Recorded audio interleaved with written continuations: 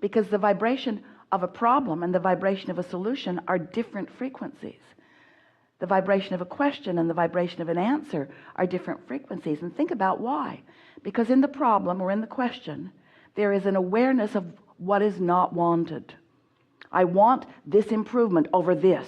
This isn't pleasing me, so I want this, but this isn't pleasing me, so I want this, but this isn't pleasing me. So what's dominant most of the time when most of you ask a question or have a problem is the problem, and the problem won't let the solution in as long as you're focused upon the problem. And so many people want to pray about things. They get into that place of strong need, and then they think no one's listening because their prayers aren't being answered. If you keep praying from that needy place, you keep practicing that needy vibration. And that's a different vibration than the vibration that allows the solution or the answer that you're looking for. And so that's why we explain to you that there is a step 1, which is you asking, which is important. Keep doing it. And a step 2, which is source answering. That's a vibrational response to what you're asking for. That's a lining up of everything necessary to give you exactly what you are wanting. Everything with precision. Accurate precision. But if you stay in the asking mode while the answering is happening, you don't hear the answer. It's like setting your radio dial on one frequency and wanting to hear the song that's being broadcast on another frequency. It doesn't work. You got to tune your dial. So you've got to tune to the solution, which is not an easy thing to do, because when you're standing in the problem, it sort of kind of has your attention, doesn't it? But you've got to get your attention off of the problem and toward the solution, or off of that problem and onto anything else that feels better. You could have 10 active subjects in your experience. You have more always, but let's say you have 10. 9 things are going really well, 1 thing not going so well. If you're like most humans, you're giving most of your attention to the one thing that isn't going well. Got to get this done. When this is in place, then everything else will be perfect. And we say, as long as you're focused upon that one thing, you're messing up the other 9 that would be going better too. You can focus on the unwanted thing from your place of need or lack and hold yourself in a frequency that disallows your reception of the solutions. And we really want to emphasize that word, your reception, because it is the receptive mode that really is what you want to be aware of, the receptive mode.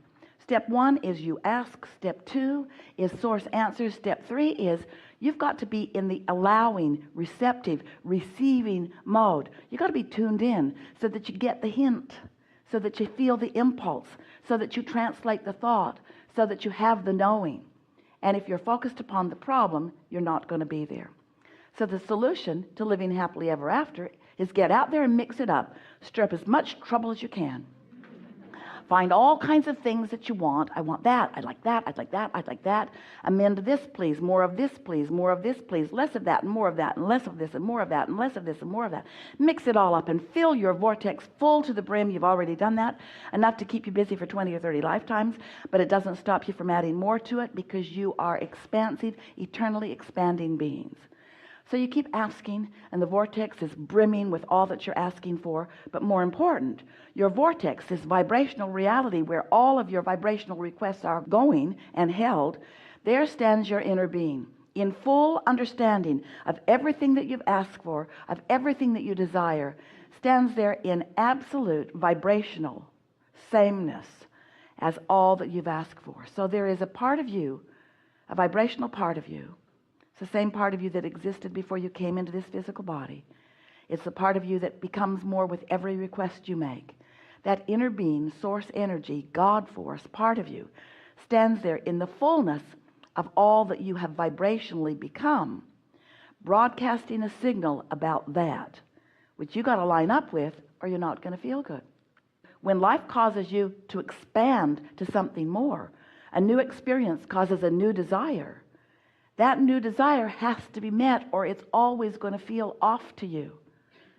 That annoys some of you.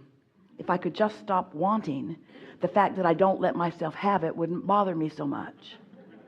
But you can't stop. You can't shut that down. You can't shut down your observation. You can't shut down your personal perspective.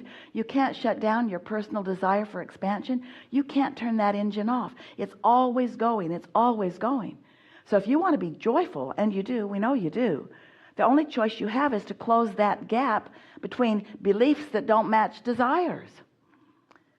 We said to you in the very early days of visiting with you as we were flowing through Esther, when you want something and you believe it, then it is, and it is fast. But if you want it and doubt it, if you want it and don't believe it, if you want it and worry about it, if you want it and keep explaining why you want it, I really want this because I don't have it, because I'm in this kind of pain without it. As you're justifying or defending or rationalizing or really explaining to anybody why you need anything, you keep practicing the vibration that holds it away from you.